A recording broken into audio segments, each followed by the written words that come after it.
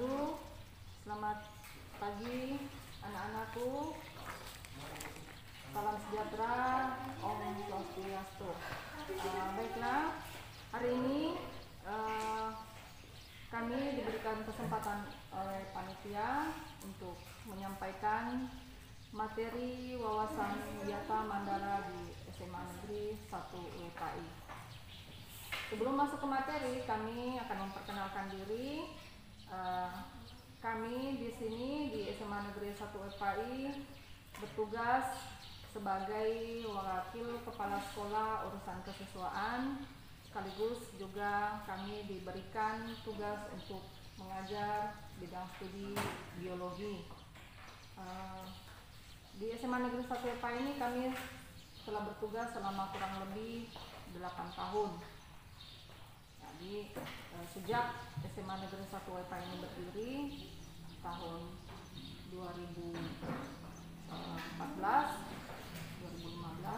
kami telah berada di SMA Negeri 1 WKI ini.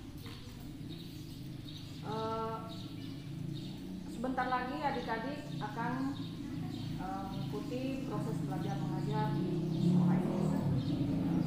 Tapi karena sekarang lagi masa pandemi COVID-19, sehingga itu proses pembelajaran dilakukan secara daring. Nah, sebelum masuk ke proses pembelajaran, adik-adik atau anak-anakku sekalian, awalnya harus mengenal, ya, sebaiknya harus mengenal bagaimana lingkungan sekolah kita di SMA Negeri 1 WKI melalui kegiatan masa pengenalan lingkungan sekolah.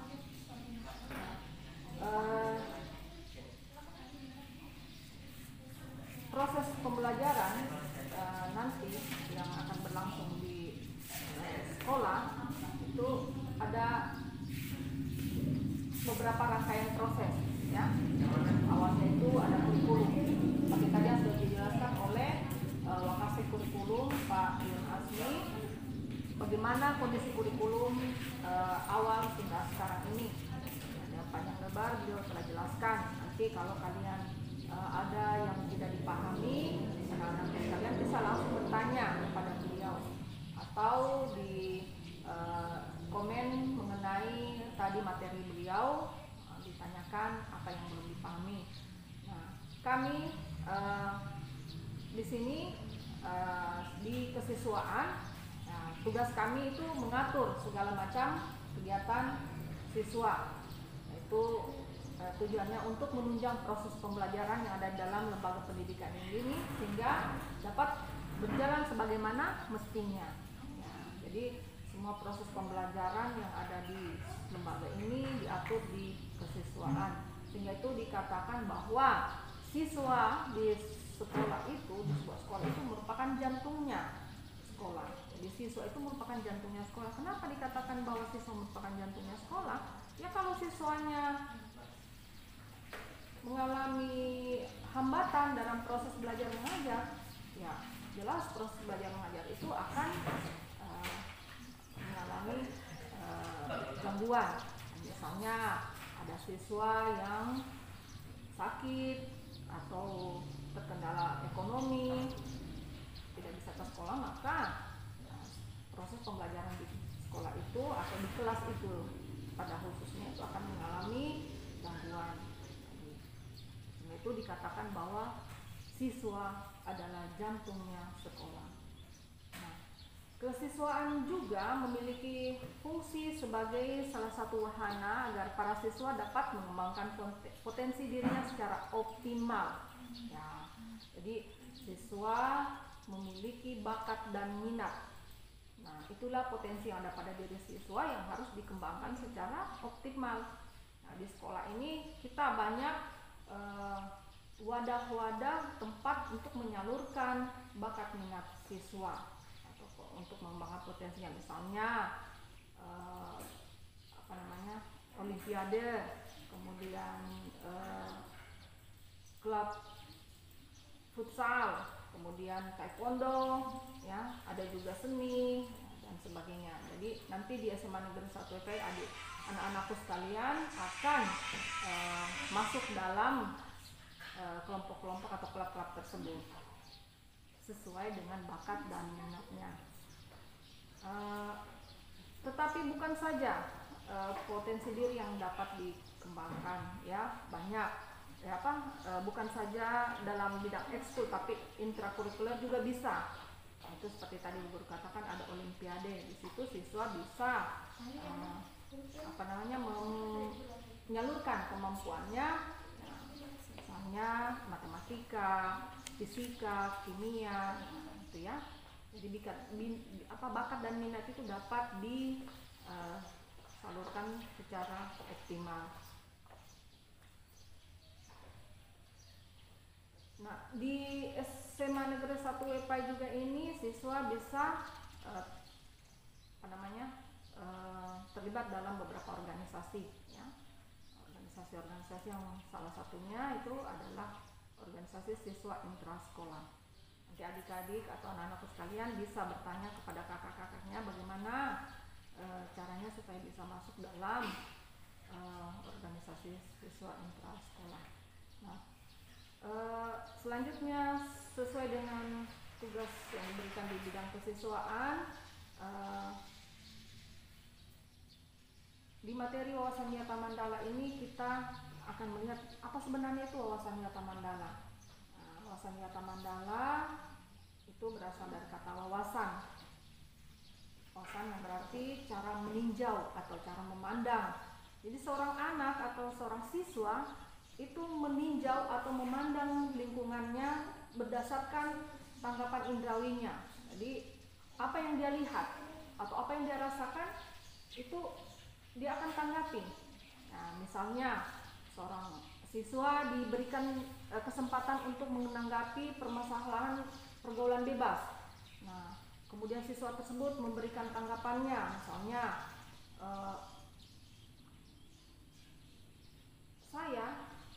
dalam kasus pergaulan bebas, misalnya anak ini memberikan ditanya bagaimana tanggapannya terhadap pergaulan bebas yang saat ini sedang terjadi di kalangan remaja. Dia memberikan tanggapan misalnya begini, saya melihat kasus ini kebanyakan dilakukan oleh anak-anak usia dini, yaitu terjadi karena kurangnya pemahaman, kurangnya ketegasan orang tua, sehingga dalam pergaulan lingkungan itu anak-anak itu mudah untuk terjerumus. Nah, ini adalah cara pandang anak tersebut atau siswa tersebut terhadap masalah ini. Jadi apa yang dia lihat, ya, dari indranya, misalnya dia lihat sehari-hari, ya, itu dia berikan tanggapan. Itu yang disebut dengan wawasan. Nah, kemudian berikutnya itu wiyata. Nah, wiyata itu di sini artinya pendidikan, ya. Wiyata itu pendidikan, ya, di mana pendidikan itu yang terjadi di dalam suatu lingkungan atau institusi. Pendidikan itu di dalamnya ada proses belajar, ada proses mengajar. Nah, di mana dalam proses mengajar itu terjadi serangkaian proses pembimbingan, ya, terus pengajaran, di mana kita membimbing, mengajar, sehingga dari proses pendidikan itu ada perubahan perilaku. Seorang anak yang mengalami proses pendidikan itu pasti ada perubahan perilaku, dan perubahan perilaku ini permanen. Nah, biasanya permanen. Kenapa ada perubahan perilaku? Itu karena adanya stimulus dan respon. Ya, perubahan perilaku itu terjadi karena adanya stimulus dan respon. Apa itu stimulus? Ya, stimulus itu adalah hal-hal atau pengetahuan-pengetahuan yang diberikan oleh seseorang, misalnya seorang guru kepada seorang siswa, kemudian itu ditanggapi atau diterima oleh sarafnya atau otaknya, ya, dilihat oleh mata atau indranya, kemudian disimpan, ya. Kemudian dari stimulus ini ada respon. Jadi respon apabila pengetahuan yang diberikan itu bisa dipahami, maka responnya itu dalam bentuk perubahan tingkah laku. Nah, itulah yang disebut dengan proses wiyata atau pendidikan. Kemudian mandala. Mandala itu bisa dikatakan sebagai suatu lingkaran, bundaran, atau bulatan. Jadi, maksudnya bahwa di dalam lingkungan sekolah kita ini, kita berada dalam suatu lingkungan atau lingkaran, di mana ya, di lingkungan kita ini ada beberapa komponen. Sebentar kami akan jelaskan komponen apa saja. Nah, jadi wawasan wiyata mandala itu adalah cara memandang sekolah sebagai lingkungan pendidikan atau pembelajaran. Nah, itu ya. Nah, untuk mewujudkan wawasan wiyata mandala ini ada beberapa komponen penting. Nah, ada 5, tetapi di sini kami rangkum 3 saja karena waktu. Kami jelaskan komponen-komponen yang penting itu. Yang pertama itu peran kepala sekolah. Nah, kepala sekolah atau pemimpin di suatu sekolah itu memiliki peran yang sangat penting. Kemudian yang kedua, peran guru sebagai tenaga pengajar, pembimbing. Kemudian yang ketiga itu adalah peran siswa. Nah, di sini peran kepala sekolah yang akan kami jelaskan ya cukup pentingnya saja. Yang pertama itu berwenang dan bertanggung jawab penuh terhadap penyelenggaraan pendidikan di lingkungan sekolah. Seorang kepala sekolah ya, harus tahu apa kekurangan, kelemahan yang ada di sekolahnya, apa kelebihan yang ada di sekolahnya bisa diunggulkan untuk nanti menjadi sumber daya dari sekolah tersebut.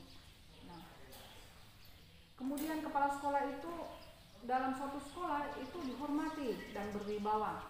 Nah, artinya semua sivitas akademik yang berada di dalam sekolah itu harus menghormati dan menghargai kepala sekolahnya.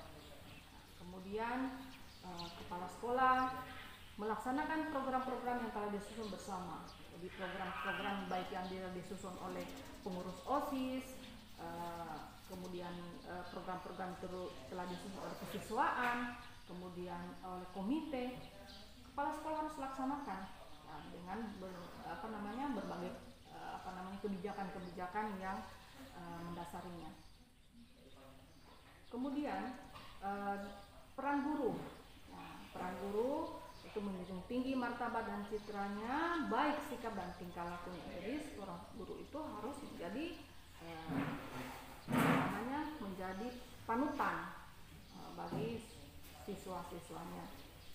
Kemudian adanya pepatah digugu dan ditiru. Jadi guru itu digugu dan ditiru ya, hingga dipercaya oleh diri sendiri dan warga sekolah. Dan berikutnya adalah peranan siswa di dalam suatu lingkungan sekolah. Ini yang paling penting untuk kalian ketahui anak-anakku sekalian ya, karena kalian sebentar ini sudah bergabung di keluarga besar SMA Negeri 1 WPI. Apa peran kalian sebagai siswa di SMA Negeri 1 WPI? Yang pertama, kalian itu harus mentaati tata tertib yang berlaku di sekolah tanpa kecuali. Ya, jadi semua institusi, lembaga, ya, apalagi lembaga pendidikan, di pasar sekalipun juga ada tata tertibnya, apalagi di institusi pendidikan. Ya, ada tata tertib, aturan-aturan yang berlaku di suatu tempat, di mana aturan itu harus dipatuhi tanpa kecuali. Ya, jadi di SMA Negeri 1 ini ada tata tertib yang sudah disepakati oleh guru, ya, oleh siswa, oleh kepala sekolah, oleh komite sekolah sebagai orang tua siswa, ya, organisasi orang tua siswa.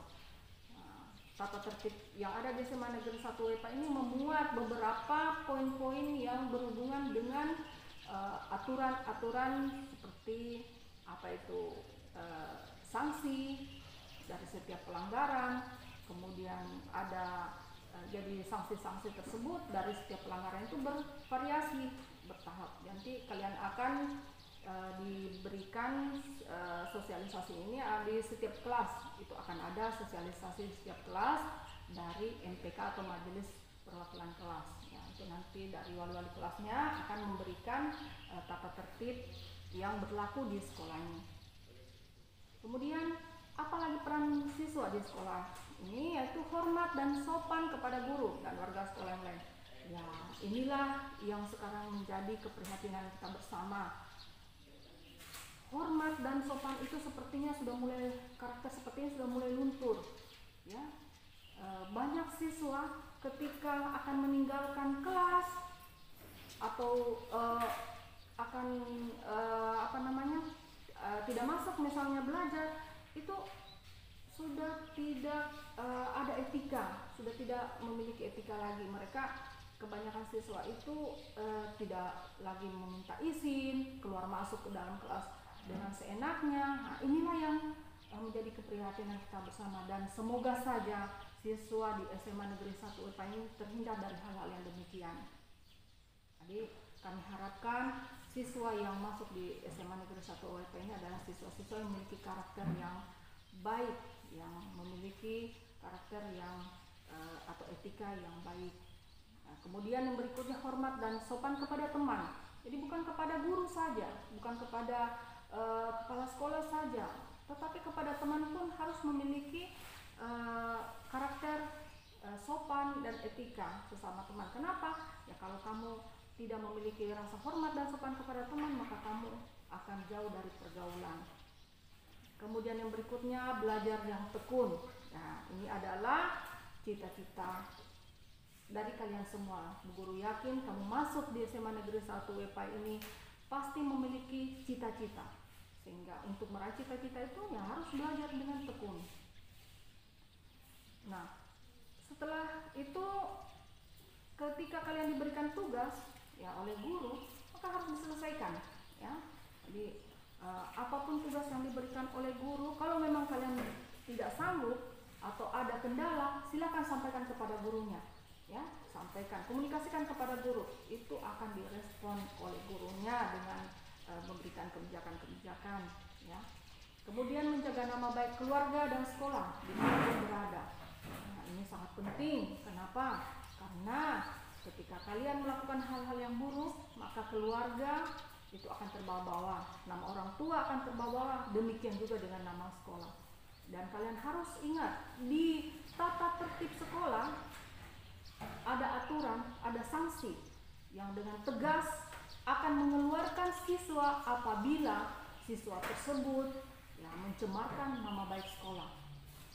Misalnya memposting hal-hal yang berbau pornografi ya, dengan memakai misalnya alma mater sekolah, atau masih terdaftar sebagai siswa aktif di sekolah, yaitu sanksinya dengan tegas, siswa tersebut pasti akan langsung dikeluarkan ya, pasti akan langsung dikeluarkan.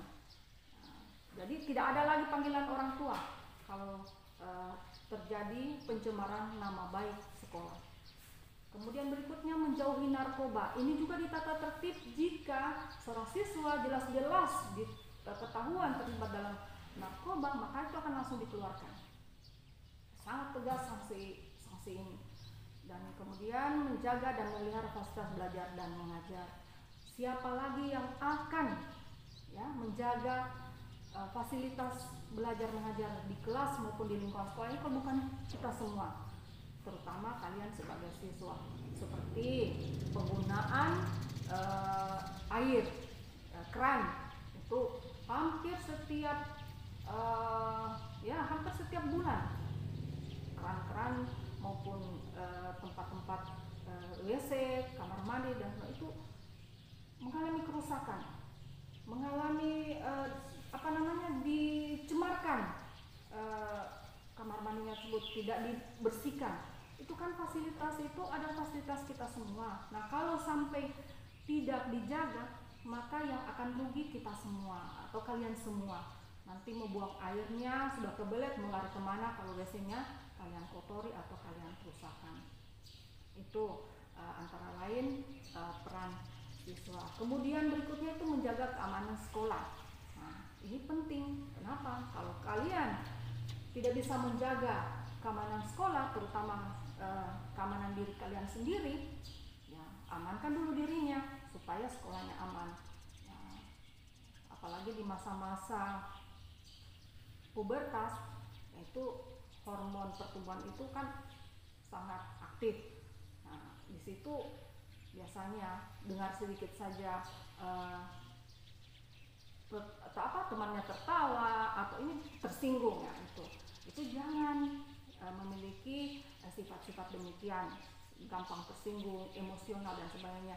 Kalau kalian memiliki masalah dengan teman, adukan dulu kepada guru, kepada BPBK atau wali kelasnya, sampaikan.